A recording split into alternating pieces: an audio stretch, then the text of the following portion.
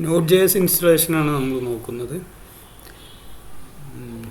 ഗൂഗിളിൽ സെർച്ച് ചെയ്യുക install Node.js.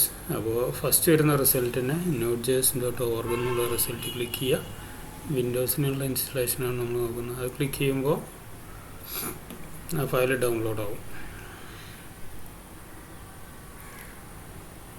എന്നിട്ട് ഫോൾഡറിൽ ഇൻസ്റ്റാൾ ചെയ്യാൻ വേണ്ടി ക്ലിക്ക് ചെയ്യുക.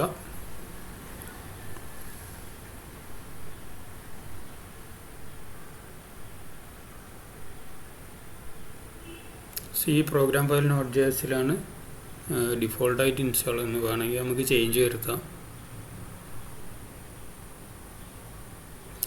Node.js npm ഇൻസ്റ്റാൾ ചെയ്യും, പിന്നെ പാത്തിൽ ആഡ് ചെയ്യുകയും ചെയ്യും.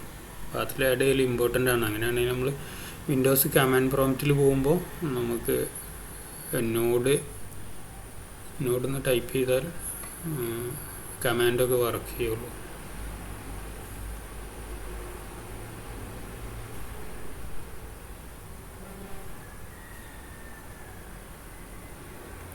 നെസറി ടൂൾസൊക്കെ ക്ലിക്ക് ചെയ്യുക, ഇൻസ്റ്റാൾ ചെയ്യുക.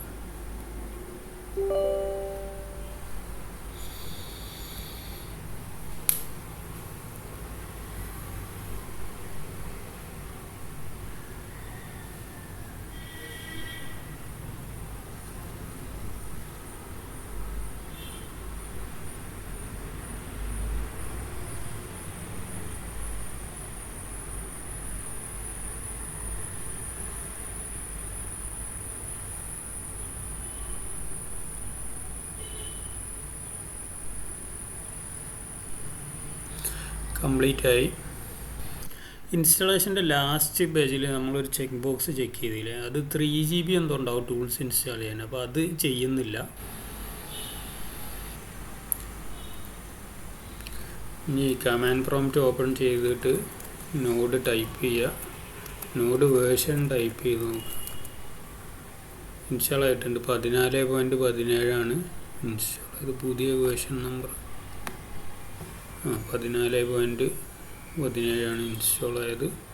പിന്നെ npm ഇൻസ്റ്റാൾ ആയിട്ടില്ല നോക്കുക. Node package manager npm install ചെയ്തിട്ട് ഓക്കെ. അപ്പോൾ കംപ്ലീറ്റ് ആയി.